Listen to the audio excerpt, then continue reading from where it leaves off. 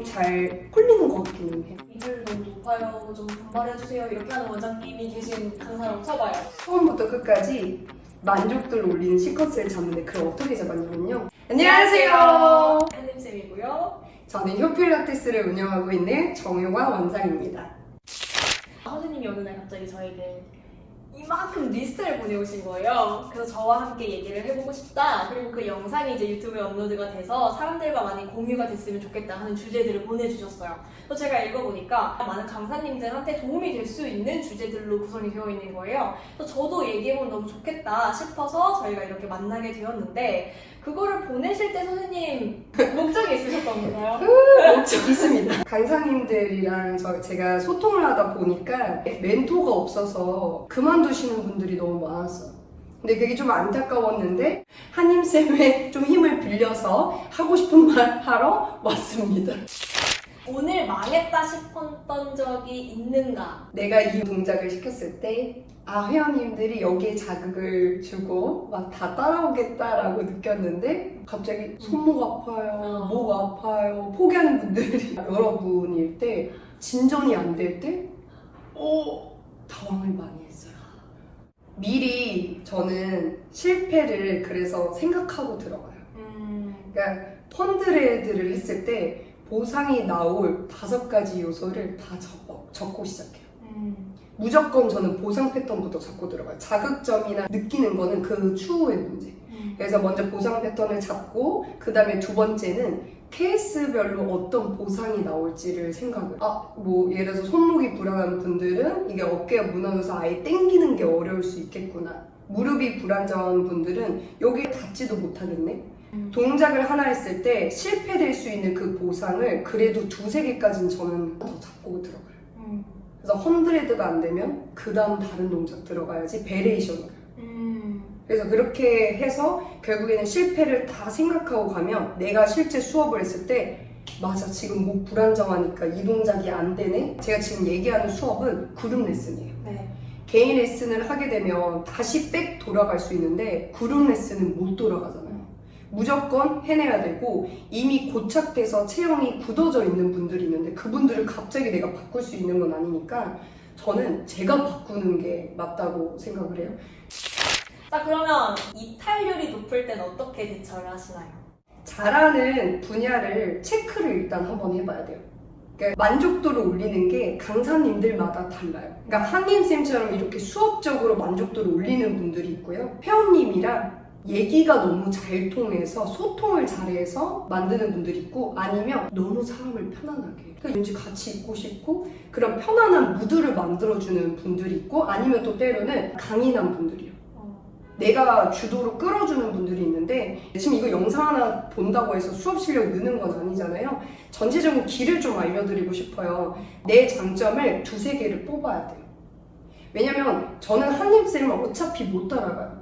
그러니까 한임쌤 외에 내가 잘하는 거를 빨리 찾아야 돼요. 주변 강사님들한테 저는 좀 물어봤으면 해요. 서로 물어보는 거 좀 두려워하시거든요. 그냥 물어보세요. 회원님들한테도 물어봐서 저는 이런 쪽지 같은 것도 만들어요. 제 장점이 뭐인 것 같아요? 라고 했을 때 얘기를 해주세요. 그러면 그거 가지고요 쭉 나아가야 돼요.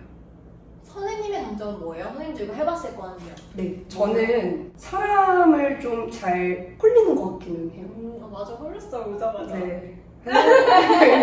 그리고 제일 좀 큰 장점은 뭐냐면 저는 5분이 성향이 다 다르면 그 5분 성향을 다 받아들여요. 사람들이 얘기할 때 나랑 좀 다르면 내가 못 가진 장점이 있네 해서 그거를 흡수를 해서 별명이 전 스펀지였어요. 안 좋은 건 뱉고 좋은 점만 빨아들인다고 해서 제 주변의 지인분들이 성향이 정말 다 달라요. 여러 회원님들을 다 받아들이니까 좀 대중 있는 수업이에요. 그리고 강인해요. 그래서 쉽게 흔들리지 않아요. 옆에서 이제 막 유리 멘탈이 되는데 저는 들리지가 않아요. 그래서 각자 장점을 좀 찾으셔야 돼요. 가끔 이해가 안 가는 게 회원님이랑 이미 너무 얘기를 잘해. 그걸로 막 제등이 잘 나와. 근데 내가 원하는 게 이제 우리 한임생 같은 방향인 건 알겠어. 그거는 좀 왜 자꾸 어렵게 가지? 이 생각이 들어요. 내가 이미 장점이 있는데 그래서 차라리 그 소통하고 이제 회원님들이 응대하는 강의를 전 들으러 다닐 것 같아요. 그러니까 그렇다고 기본적인 걸 포기하시는 건 아니잖아요. 그리고 그거에 자부심 조금 또 느껴가면서 좀 잘 해보시면 저희 선생님들 중에서도 응대를 잘 해가지고 제등이 막 쫙쫙쫙 뽑아지는 선생님이 있어요. 제가 그 선생님한테 교육 왜 이렇게 안 들어요? 더 들어요? 라고 저는 얘기 안 해요. 이 길로 가요. 파고 들어가세요. 그쪽으로 아예 마케팅도 배워가지고 아예 가버리셔요 라고 얘기를 좀 조언을 해드리는 편인 거죠. 그러니까 그냥 강사 스스로 그걸 아는 것도 너무 중요한데 네. 모를 경우에는 그걸 다 볼 수 있는 원장이 그거를 살려주는 것도 너무 중요한 것 같아요. 그러니까 앉혀놓고 선생님 써보세요 이럴 수도 있겠지만 사실 보면 보이잖아요. 이 선생님이 진짜 맞아. 어떻게 저렇게 잘해? 맞아. 그거를 계속 칭찬해주는 거죠. 그럼 맞아요. 이게 내가 잘하는 건가? 맞아. 내가 좀 그런가? 그럼 더 잘하잖아요. 너무 잘. 근데 옆에 선생님은 진짜 맨날 열심히 공부하고 되게 막 정확한 수업. 선생님 어떻게 그렇게 꼼꼼해요? 그럼 되게 이렇게 되는데 그래서 그게 진짜 어떻게 보면 원장의 역할이 그 부분에 있어서 되게 중요한 것 같아요. 그러니까 단순히 이탈률을 어떻게 회원님 나가는 걸 막지? 강사 앉혀놓고 얘기해봐야겠다. 이게 아니라 원장이 할 수 있는 역할이 있네요. 그렇게 돼버리면 그렇게 전 얘기한 적도 많았어요. 관리자일 때. 도움이 안 되는 게 이분도 뭐 이탈률을 원해서 한 것도 그러니까 아니고. 맞아.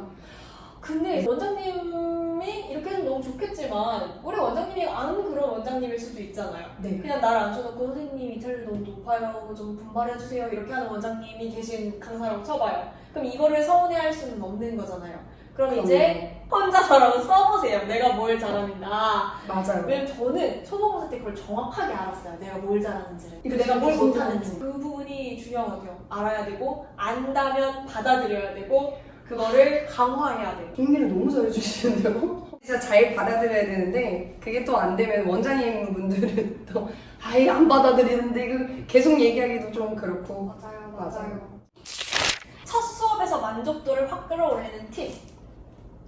그 OT거나 첫 교육할 때 쓰는 시퀀스가 항상 고정적으로 지금도 갖고 있어요. 왜 그러냐면 6개월 해본 동작이랑 7년째 해본 동작이랑은 느낌이 달라요. 좋은 동작, 나쁜 동작이 아니에요. 내가 마니큐잉을 막 몇백 번 했으면 그거에 대해서 새로운 케이스가 들어오더라도 긴장을 하지 않아요.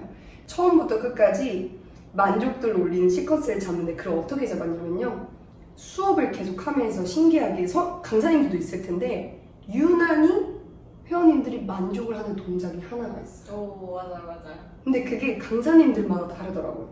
저는 이걸 할 때 만족이 되거든요. 그래서 그거를 모아놔. 최광의 만족도 높은 동작들을 함축시켜서 늘 써요. 그래서 내가 아는 동작이 많이 들어가니까 회원님이 좀 어렵다고 하고 내가 경력이 없다 그래도 자신이 일단 채워져 있는 거예요. 정말 수업 실력으로 보여주면 좋지만 그게 안 됐다면 하나를 무조건 잡아서 해야 된다. 네. 나만의 OT 시퀀스를 만든다. 네.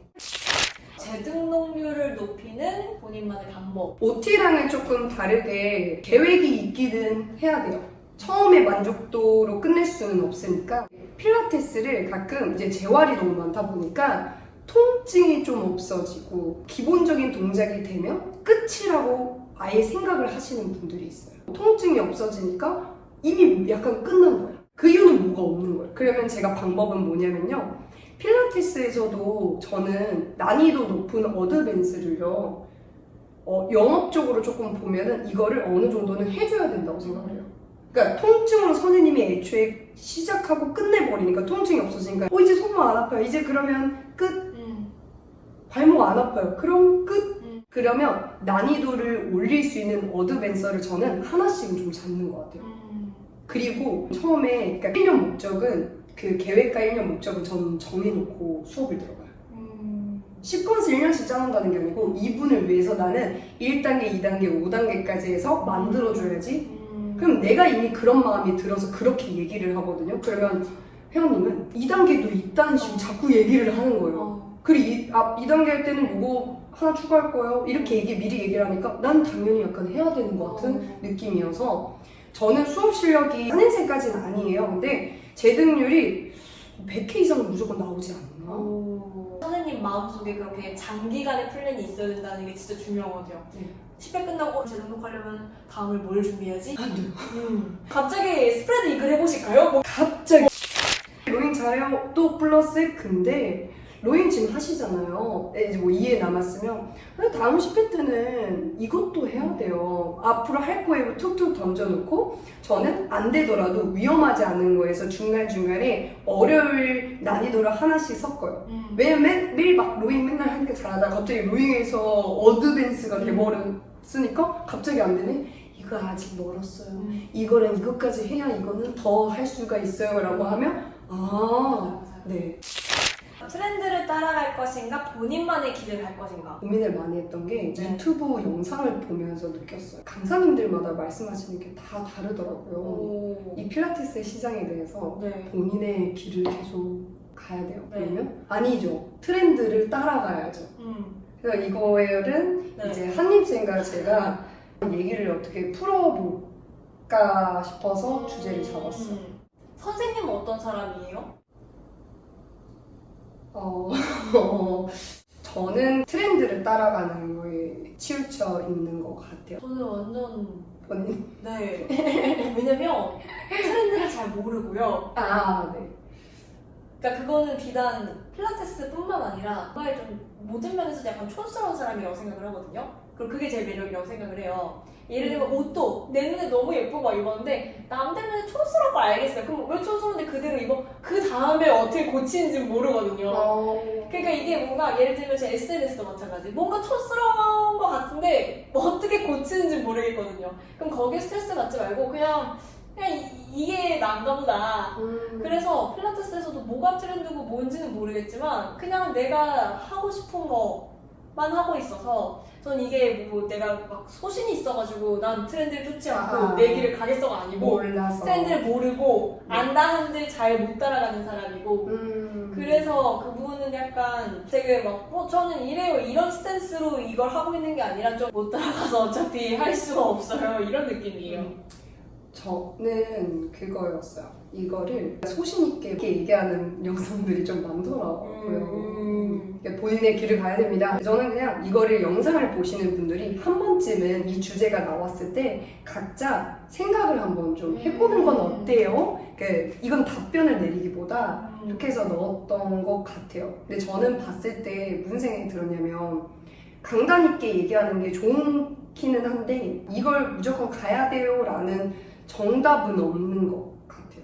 근데 우리가 모든 필라테스 시장이 그렇게 가야 돼요 라고 얘기를 저는 그렇게 들렸던 것 같아요.